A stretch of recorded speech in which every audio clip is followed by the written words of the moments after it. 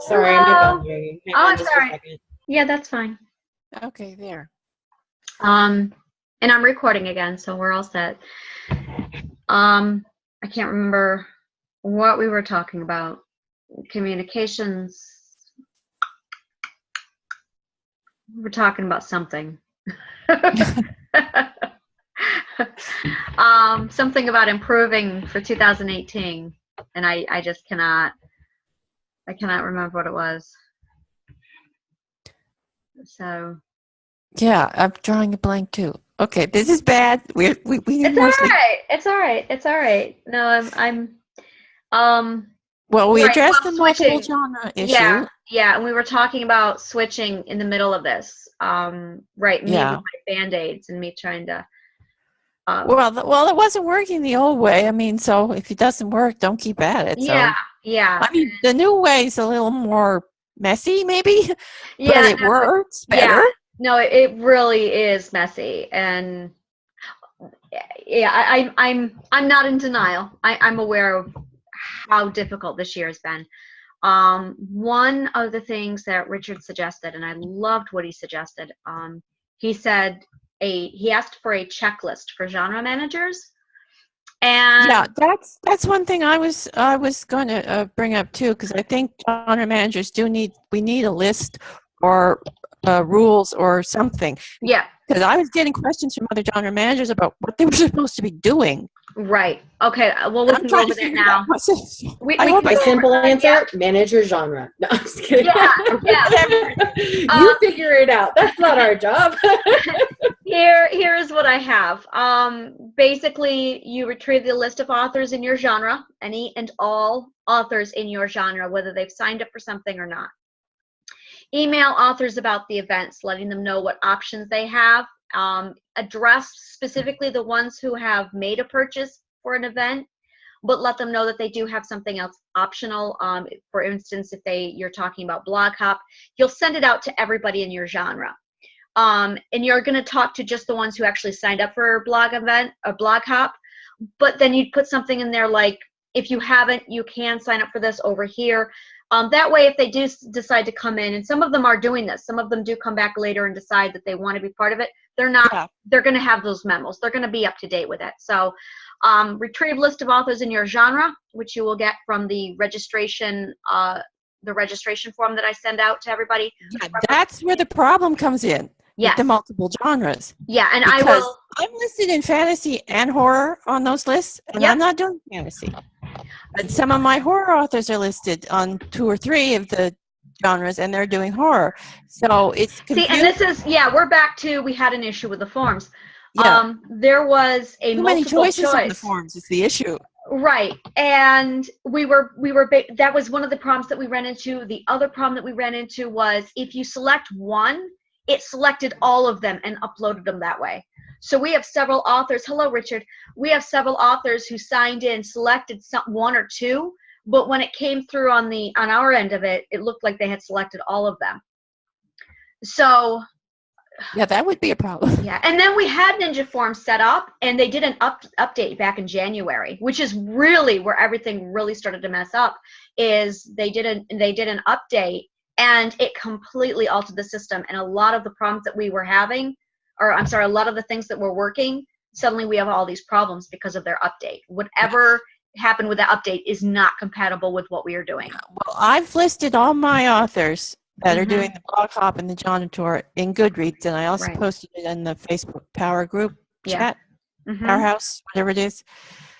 So if anyone needs to find out who's doing horror, they can look either place. Yeah. And I mean, we can give you what the forms are saying, and that's really, there's just so many issues with the forms this year. And then we have organize the events based on whatever it is you're planning on doing, whatever it is you're organizing, whatever it is you want to do for your genre. And then email the data. Once you've collected the information and the setup from your authors, you're basically going to be collecting links and whatever ideas you come up with. Send it over to me, and I'll just post it on the website. Yeah, I think I have a complete list so far. If someone else signs up late, then I'll have to update. But I think I have a complete list so far because there's about 3-4 authors that have not gotten back to me. Right. But they're not doing genre tours or blog hops, so we're good there. Yeah. Yeah. As far as I can tell from the forums, anyway. Yeah. And like I said, if it's last minute and somebody comes back to you and says, I changed my mind, it's after March 17th, I want to do this. Yeah. Yeah. Well, we can squeeze them in. No problem. Yeah. I mean, I've only got 7 doing the blog hop and 4 doing the genre tour, so we got plenty of room. Okay. And that was the other thing. I don't think genre tours was, there was so much confusion with genre tours. I understand that. I think next year we should just leave it at a blog hop or a blog tour. One thing. Yeah. And I would recommend doing the genre tours for the bloggers. Yeah. As an activity for the bloggers that would to be nice involved. For the Blogger Alley to do it. Right. Yeah. That's what I'm thinking. Yeah, no, I agree. Yeah, no, definitely. And that way they can either do a book review in this genre, or they can do here's my top 10 favorite books in this genre, and they can choose which genres they want to be a part of. That would be a good activity to involve the bloggers instead of just him. Yeah, my goal is to handle Blogger Alley next year, if that's okay with. Yeah, absolutely fine. Absolutely and start fine. planning that this year for fun activities for the bloggers to do to engage readers. Yeah, no, I'm absolutely fine with this. No, on a good note, Brackify cleaned up a lot. Brackify changed their format, so now anyone can go in, build it, and now you can embed for free. Before it was you had to spend $1,500 to embed the form or embed the bracket. Now we can embed those for free. So we will be able to post the cover wars and the character tournaments right on the website now. So I'm happy. Super excited about that. Yeah.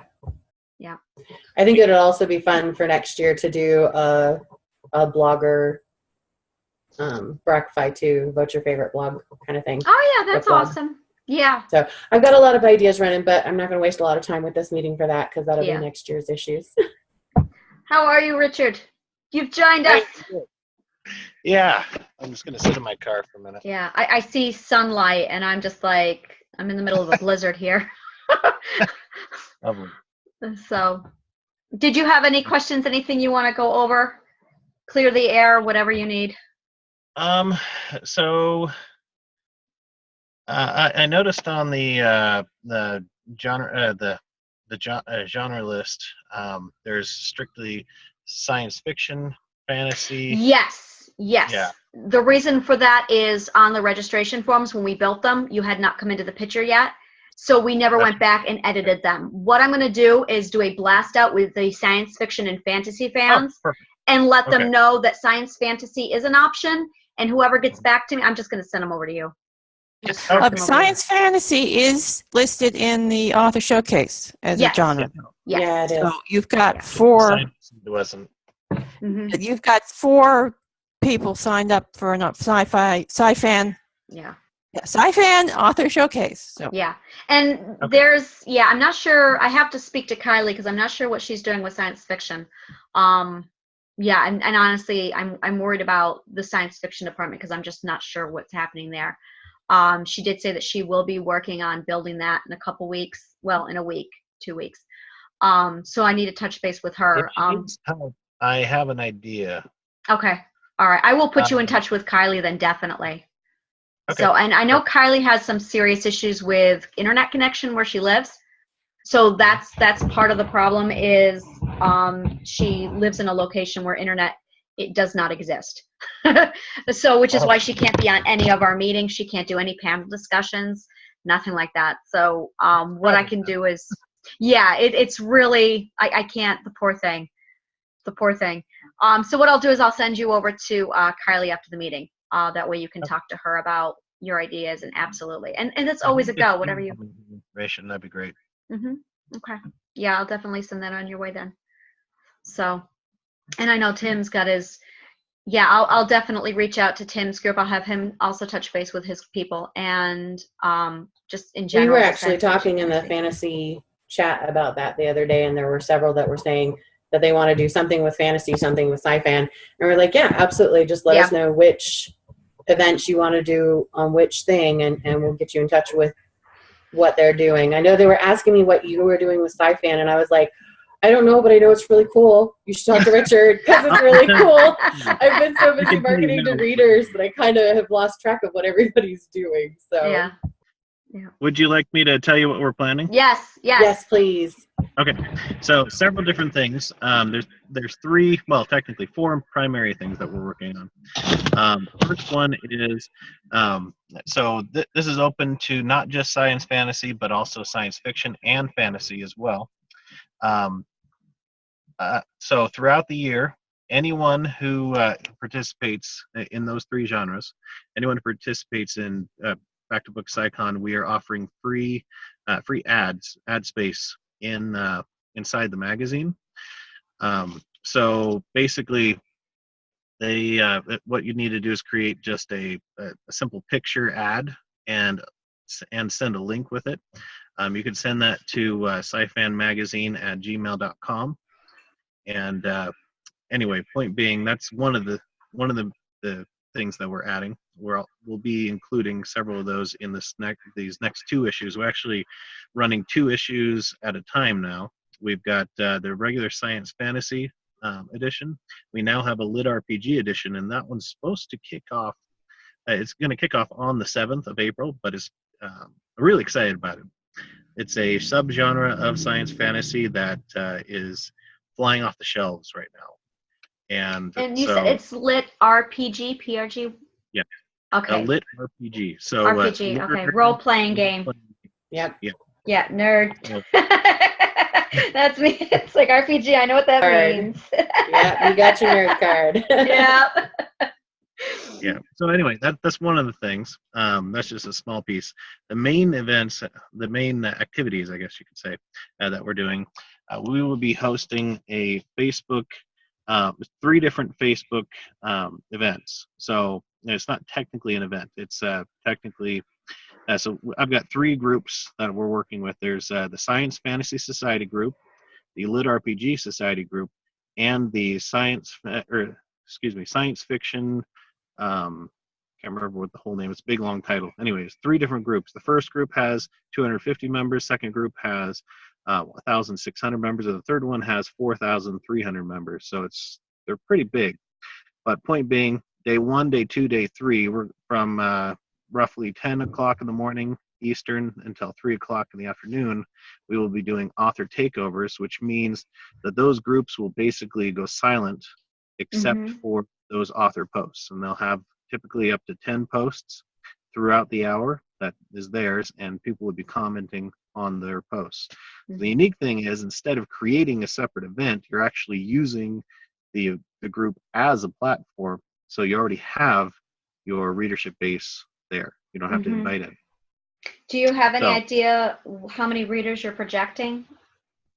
How many? For the science fantasy, we have 263 members. About 80% of those are readers.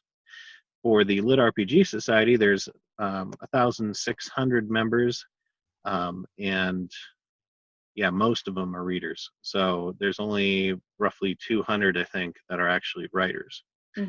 And then as for the science fiction, that one's just huge. I have no idea. Yeah. So, but point being, that's the plan. I just got the go ahead from the group leader, Blaze Corvin of Lit RPG Society, so we can do that one. And then I'm still waiting on the approval from Lucinda Muibis. She's the group leader of the science fiction one. So that was what I was mentioning. That's my idea. If for Kyra, is that her name? I'm sorry, for Tyra? Jude. Kyra? Oh, Kylie. I see. Kylie Jude. Yeah. Kylie. So if she needs some assistance, I might just basically pass it. Here you go.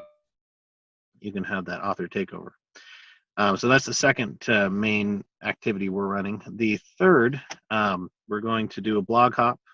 So I'm trying to decide between internal blog hop within the Sci-Fan magazine blog or to multiple others. I'm not sure yet, so I'm still working on the details. And then the final, we're doing this was Tim's idea, so I stole this from Tim. We're doing an Amazon treasure hunt. Yeah. He stole that from Anita. We're all about sharing great ideas here. Yeah.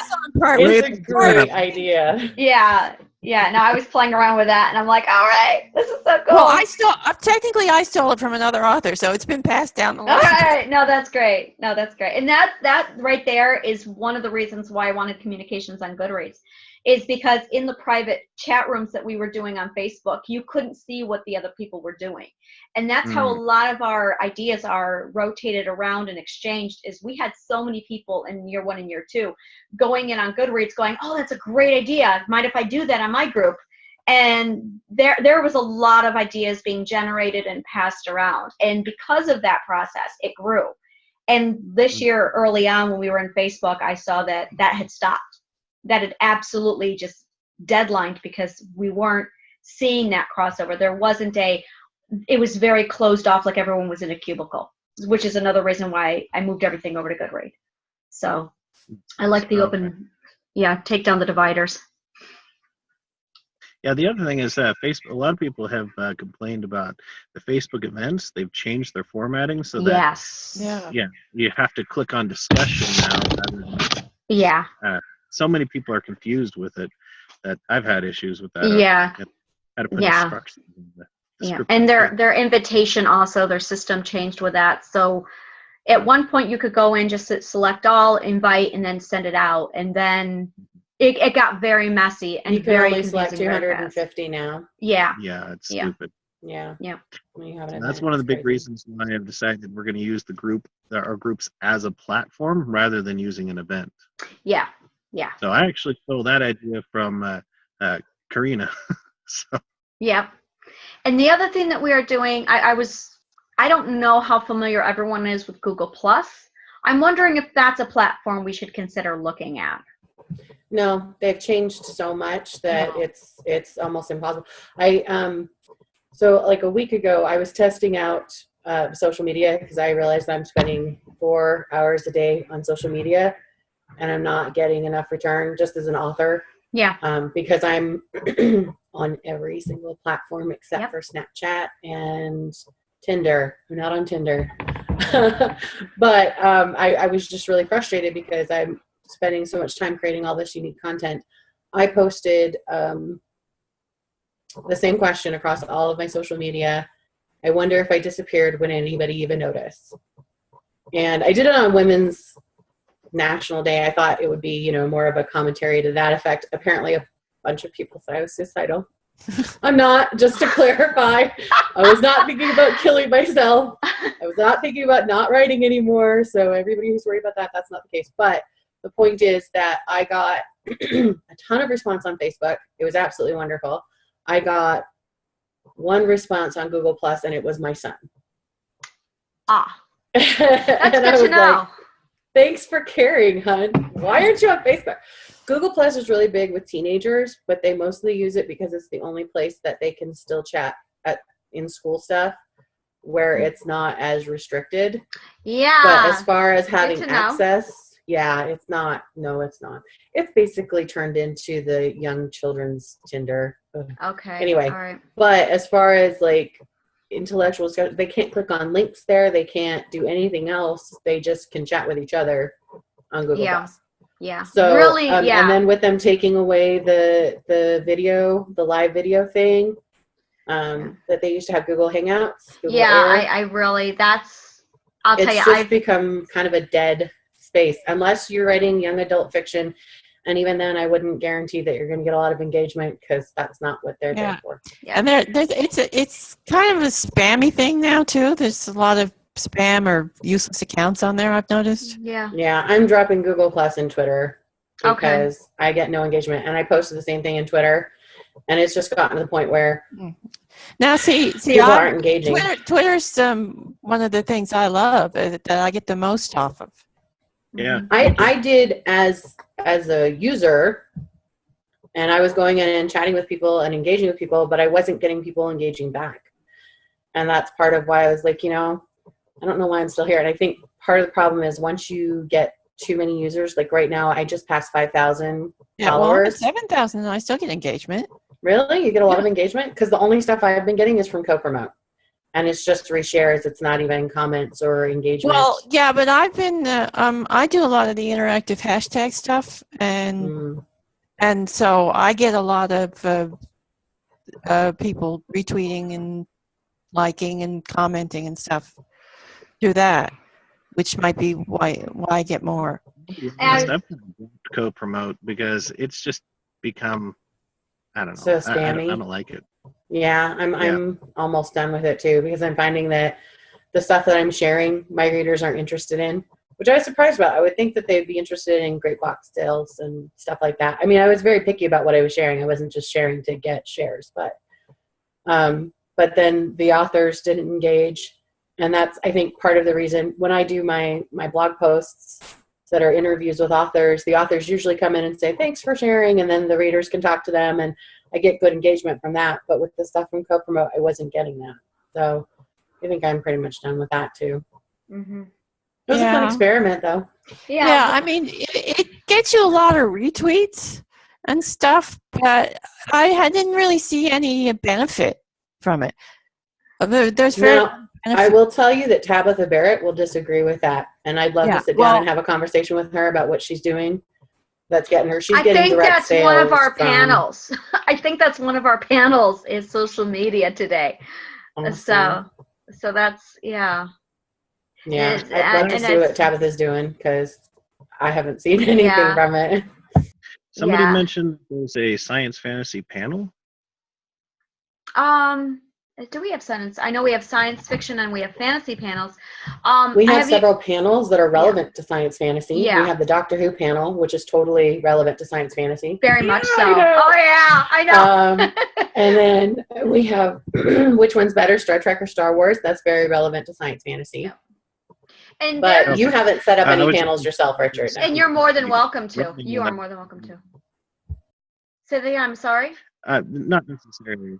I was worried that there's something that exists that I'm supposed to be running, and I'm like, No. Those are all Angela's geeky happiness that she came up with topics for. Yeah, and but if you want to put some together, you can. Yeah, the Doctor Who panel is how has the audience changed? Are we looking at a new audience today than what we saw back?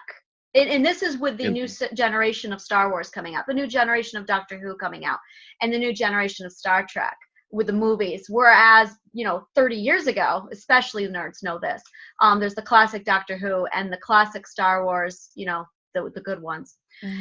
And then the classic Star Trek, and how the audiences have changed from what they were then to what they are now. That's really what the panel talks about. Okay. So. Yeah. How are the Word Wars? Are they still on? Word Wars have been merged into panel discussions. Okay. They are still on. And I realized. So we're still on for the Iron Man versus Batman? Oh yeah. No, that's good. Going down. No, you're not. No, you're going I just watched the Batman Lego movie. I screamed in the middle of the theater when he goes password and he says Iron Man sucks. I went, hey! Like in the middle. Oh yeah. No, we're going down. I'll do that. I've got all my Batman props ready and I'm prepared. No, I'm taking my kids to see it. I went to see it without the kids. I'm taking the kids to see it later, and it's fuel. Yeah. It's coming. Yeah, you and me going up against Batman and Iron Man. That's what I've been looking for. Gloves. Yeah, no, this is going to be intense. All right, I got to sign off. Thank you for stopping in. Yeah. Yeah. I'll watch the replay later. Thank you. Yeah, you're very welcome. Thank you. See ya.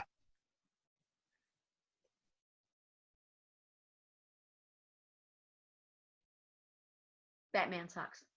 No, he doesn't. Bad word. Bad. I am fully aware of how Angela feels. I just disagree vehemently. I'm with you there, Anita. I am. I'm a Batman girl. Though, for the record, I do not think Iron Man sucks. Me either. Thank you. I love them both. I just happen to be the #1 Batman fanatic in the world. Yeah, it's all right. It's all right. Everyone has flaws. Yes, and your dislike of Batman is one of them. Well played, Anita. Well It's going to get very ugly on April 7th. Well, it's going to be one of the more entertaining ones. I'm going to tell you. It will, and it was funny because Yeah. I put that out there because it's my very personal vendetta to convert every Batman fan. So when I put it out there, I'm like, it's rather personal. It's definitely a me panel. Maybe it's selfish. And then I saw how many, like there. It's actually one of our more popular panels, and I'm like, all right. So. No, it was definitely, and I'm sorry, for the record, I loved the Batman Lego movie. I loved it. It was fantastic. So, I think that's, like, as far as the panels go, I think we're all set with that. And yeah, what Richard was saying, if there is an idea you have for the panel discussions, if there is something you want to organize, just let me know and I'll throw it into the pool. A hodgepodge. It's a hodgepodge of creativity. Well, I did have an idea of a while back. It was how to kill off your characters. Ooh, I love murdering people. No, I'm just kidding. As a reader, I'm just asking nicely. Stop killing the characters. That could be a panel discussion. Stop killing people. Horror. I kind of can't stop killing characters. That's kind of my bread and butter. Well, it's just gotten to the point where, I kind of miss the days of the red shirts. People, I knew this character was a throwaway character. I didn't get too invested. Well, that's kind of what I was thinking of the panelists. How to kill characters off properly, and plus a few nice discussions on how to do it creatively. Yeah. There you go. Yep. No, that would definitely be something, and we can throw something together quickly. And that would be a good one for. Oh yeah. Both of thriller, horror, even fantasy. They could all pitch into science fiction too, because a lot of characters done in science fiction. That word wars, the stop killing your characters, that would be a great word wars. Killing characters versus not killing characters. Yeah. I'm down with killing them. I love killing people. I love it. So but as a reader, do you like reading it? It depends on who dies, really. That's true. Yes. That's true. I love. Yeah, I mean, I don't mind if a character dies if he dies for plot. About the only time if he dies, for plot. If he's just killed off for shock value, then no, I don't like it. Because I mean, in a lot of TV shows these days, characters are just getting killed off for shock value. Yeah, just ridiculous. Yeah, no, the Game of Thrones came up. I was talking to somebody about it, and it was to the point where they said, I don't know who the main character is. I don't even know who the character is. Now, I don't watch Game of Thrones. They killed off so many people, and this is based on what they were reporting, and it was just, you had no idea who the story was actually about because there was just so many people dropping dead. It was like Hamlet over and over again. Well, because the point, and I understand where they're coming from, because I feel the same way. And I'm like, why are all the people I really don't care about who's left? Why? Yeah. Why is that who's left? The only one being Jon Snow, but they killed him too. But anyway, we'll not digress there. Point is that was the whole point of George R.R. Martin's style. And when he wrote his books in the 70s, it was not common. And that was, people were more invested. And they're like, I'm afraid, who should I be invested in? But now it's just so like, whatever, I don't care anymore. Yeah. I know not to bother to get invested in any of them. No, Walking Dead was bad. It got to the point, and I walked into Walking Dead in season 4. So I had a list based on everything I saw on Twitter. I knew who was going to die, who was going to live. And I walked We haven't watched it since the Lucille episode. Me too. Because I was like, I'm done. And he's like, but Heidi, because my rule was, because we started from the very beginning. Yeah. And we survived through season 2. Oh my gosh, so slow. Season 2 was terrible. No, you're right. I know, it was so slow. I know, it was horrible. But that's my brother. Yeah, was I got to point. Keegan. I got to Keegan, and I'm like, I'm done. I was done. okay with that. It was just when 3 main characters died. And my husband was like, but honey, you said that, as long as Daryl doesn't die, you'll stick with it. And the nice thing is, because there's no warning of when Daryl will die, because he's not in the comics. So I have a special investment with him. It was the way. It was the way it was done. Yeah, it was. We can't get into it here. Brutal. No, it was horrible. Yeah. Well, I can't get into it here because it's another panel discussion in itself. Another one we need to add to the list is Let's Talk Walking Dead. I did a whole article breaking it down in the psychology that they used. It was disgusting. And I will not watch it. I'm done.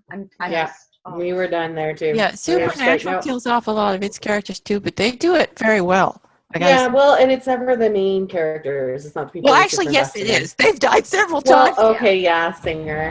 Yeah, that was really no. Sam and Dean have died several times. Oh, well, yeah, but they always know they're coming back. That doesn't count. It doesn't count if you die and come back. It's just it's not really. Okay, so this the Hellhound. That was done well. Yeah, this is just confirmation that I think we're going to do some live discussions for panel discussions and I don't know how we're going to pull off those live discussions because we don't have Google Hangouts anymore and I don't know how to record live. So I do. Just do wonderful. I can bring up a lot of this stuff like in the horror discussions because I'm sure. And what I'd like to do, you can just do YouTube live panels. Okay. They're super easy. All right. I'm not sure. I'll have to play with the tech to see how this works. Send an invite. Talk to Josh or Joe. Do you hear that, Josh? Because I know you're watching this. They do the YouTube live. Yeah. I mean, they do it regularly. I haven't done one in 3 weeks, so I can't. How actually does the YouTube live work? Because I'm doing the Joe live segment, so. It's basic. Well, Joe will send you a link. Yeah, I know. So that's it. Just click on the link. That's all you have to do is click on the link. But as far as on Joe's end, you just create a YouTube live. Yeah, I did that. And then it gives you a link, and then you send the link to the people who are going to be on the panel. All right. Yeah, because I'm just trying to know how it works, basically, so I can tell the people, my authors, because they don't know how it works. Yeah. And they're asking me. Ask Joe or Josh to do a write-up for you. Because if it's just sending a link, then that's just like Google Hangouts. So yeah, it's very similar to Google Hangouts, but you can have the event scheduled in advance, so you can promote in advance. And then you have there's two different links. One is the reader side link, and the other is the author side link, or the people that'll be on the panel versus the people who can watch. Well, Joe's going to send me the link, and I'm going to send it to them. I think that's how it's working. Yeah, that's how Joe will do the Joe Live. Yeah, and then you just send it out. And well, then that's simple enough. So I think what I'll do is the panels that we discussed here, Walking Dead, Killing Off Your Characters, Word Wars, instead of merging them into the panels we have, because I want to take those ones live. We'll do those live on CyCon. And because they're intense. Yeah. And those I'd love to revisit. Yeah. Okay. One other thing I would suggest that we kind of decide before CyCon starts is to set up some tools to keep people involved at the end of CyCon. So like have the save the date for next year set up and ready for people to plug into. Yes, that is going in. We have a newsletter that I've planned to put in place to help like cycle that all over. And Corey's interviews are going beyond CyCon. Awesome. By days. I mean, she's got probably a few weeks worth of interviews scheduled beyond CyCon. That's going to revolve around the CyCon authors. So, and I'm going to still be posting those as they're recorded to the CyCon site. So even though CyCon ends in the 3 days, it's actually, there's going to be some stuff that comes back and keeps lingering. So, yeah. And then one of the other things I would recommend is if we can, so last year, everybody filled out the, would you like to volunteer for next year? Yeah. And then we didn't do anything with contacting a lot of them until 6 months later. Yeah. I think we should follow up immediately. I think we should get genre managers in place at the end of this one for next year, get them to commit now, and then we should have monthly contact until things start rolling out in 6 months. Okay. And we start building up stuff and keep them fresh and reminded that they're volunteered for this and this is what their responsibilities will be for next year. Yeah. And then that also will allow some of us who wear multiple hats, hi Anita, and Corinna, wherever you are, to be able to plan better on wearing multiple hats. So like this year, all I've done is marketing stuff. Next year, I would like to do urban fantasy and marketing and the bloggers. Yeah, I do want to do urban fantasy paranormal next year. Kind of killing myself with all of that. But I would like to try and take that all on, hopefully, so that we can break that up a little bit better for whoever's managing fantasy not to get overwhelmed, and for the urban fantasy people to not feel really, like the bastard stepchildren of urban fantasy really is a separate genre all to itself, completely different reader demographic. Well, there's some crossover, but it is, I mean, there's more crossover between urban fantasy and paranormal than there is between high fantasy and urban fantasy. And there's probably a little crossover between urban fantasy and horror too, because I mean there's a fair amount. So because I mean so if I had a choice between doing fantasy hops or horror hops, I would do the horror hops because urban fantasy fits there better, or my books do anyway. Extending an invitation to all the dark fantasy, urban fantasy authors and the thriller authors to come to the horror hall, as well as the horror people, because I figured that the fan crossovers, they might get. Let me know about that when we set up horror hall. I almost dark fiction in general, macabre. That definitely will appeal. Because I mean, I know Andy was waffling between fantasy and horror, so I mean, he might want to come and and that's the other thing. There are some books that are really like I have Broken, and that fits in memoir, that fits in horror, and I was looking at that, just going. I could easily basically, I'm setting the horror hall up as like a chat room. Yeah. And and posting promos and stuff too. But I'm gonna be, if I got to squeeze this in somewhere too. I'm gonna be setting up like little discussion things, like classic monster discussions. Yeah. I know one of my authors, Carol Marshall. She is doing a piece on classic monsters for the blog hub. Yeah. And how, or maybe it's the John Tour. I don't know. I can't remember anymore. Yeah. Anyway, how it inspired her writing and stuff. So, I mean, she gave me a sneak peek of the sneak peek of the article, and it's quite interesting. Yeah. Yeah. All right, we're at 3 minutes left before this meeting goes over. So, and I think I prefer it on the limitation because that prevents us from going over, and it makes it more digestible. I'm probably going to do another meeting next week, just because there's been a lot of where do we go, who do we go to. I'm going to just say it. There's a lot of lack of leadership, and that's on me.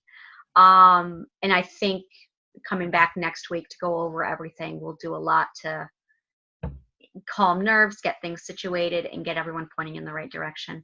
A few more band-aids here to kind of clean up what's been done. So and a few people have been emailing me with suggestions and proposals, and I love them.